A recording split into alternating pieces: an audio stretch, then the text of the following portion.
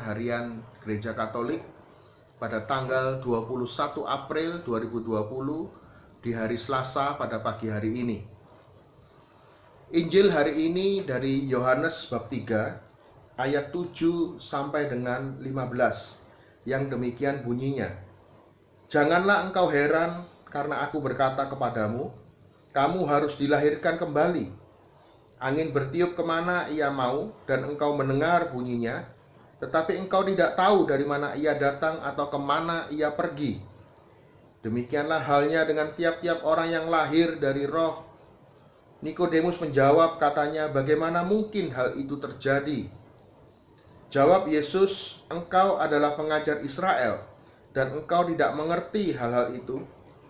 Aku berkata kepadamu, sesungguhnya kami berkata-kata tentang apa yang kami ketahui, dan kami bersaksi tentang apa yang kami lihat. Tetapi kamu tidak menerima kesaksian kami. Kamu tidak percaya waktu aku berkata-kata dengan kamu tentang hal-hal duniawi. Bagaimana kamu akan percaya kalau aku berkata-kata dengan kamu tentang hal-hal surgawi? Tidak ada seorang pun yang telah naik ke surga selain daripada Dia yang telah turun dari surga, yaitu Anak Manusia. Dan sama seperti Musa meninggikan ular di padang gurun, demikian juga Anak Manusia harus ditinggikan, supaya setiap orang yang percaya kepadanya beroleh hidup yang kekal. Demikianlah sabda Tuhan, terpujilah Kristus. Bapak, Ibu, saudara-saudari sekalian, Injil hari ini adalah lanjutan dari Injil yang kemarin, bagaimana Nikodemus datang pada malam hari menjumpai Yesus, Bapak Ibu. Nikodemus dikatakan pada ayat yang pertama, dia adalah seorang pemimpin agama Yahudi. Dia adalah seorang Farisi yang mengetahui dengan sangat bagus, dengan sangat hebat, bahkan dengan sangat detail peraturan-peraturan agama Yahudi. Dia sangat mengerti apa itu hukum Taurat, Bapak Ibu. Nikodemus adalah orang yang sangat terpelajar. Dia adalah orang yang dihormati, Bapak Ibu, karena dia adalah seorang guru. Dan pada malam hari itu dia bercakap-cakap dengan Yesus, dan dia terkejut pada saat Yesus mengatakan bahwa harus dilahirkan kembali dari air dan roh. Ayat ke-7 berkata demikian, Bapak Ibu, janganlah engkau heran karena aku berkata kepadamu, kamu harus dilahirkan kembali. Dilahirkan kembali dari air dan roh, artinya air melambangkan yang namanya pentahiran, Bapak Ibu. Air melambangkan yang namanya pertobatan, sedangkan roh ini yang memperbaharui hidup kita, Bapak Ibu. Bapak Ibu, saya mau katakan begini, terkadang kita terjebak oleh yang namanya peraturan-peraturan agama. Terkadang kita terjebak dengan yang namanya pengetahuan-pengetahuan agama. Sama seperti Nikodemus, seseorang yang begitu paham, sangat mengerti tentang aturan-aturan hukum Taurat. Tetapi esensi sesungguhnya bagaimana seseorang mengalami hidup yang kekal, bagaimana seseorang boleh mengalami masuk dalam kerajaan Allah, itu justru dia kurang paham, Bapak Ibu. Yang perlu kita renungkan pada pagi hari ini,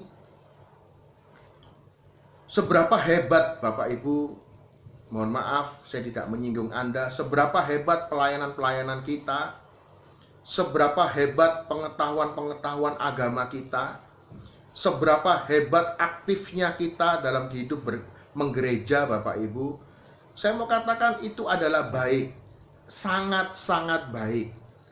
Tetapi tidak hanya cukup kita berhenti pada sebatas pengetahuan agama, tidak cukup hanya berhenti pada sebatas kita tahu tentang seluruh aturan-aturan dan segala macam, kalau hidup kita tidak mengalami pertobatan dan diperbaharui oleh roh, Bapak Ibu.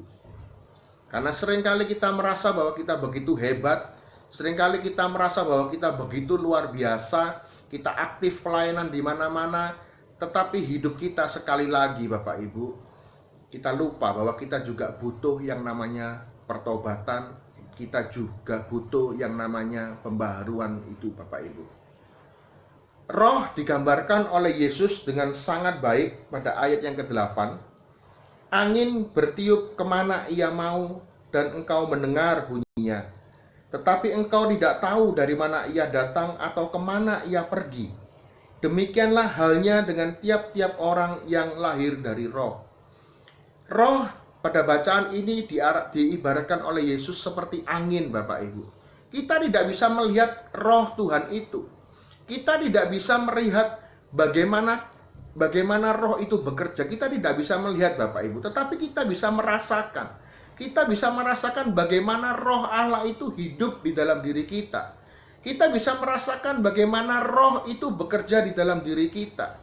Bagaimana tandanya, Bapak Ibu?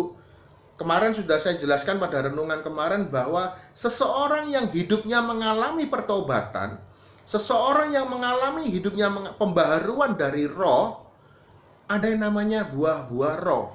Di Galatia 5, Bapak Ibu, dikatakan ada buah-buah roh di sana.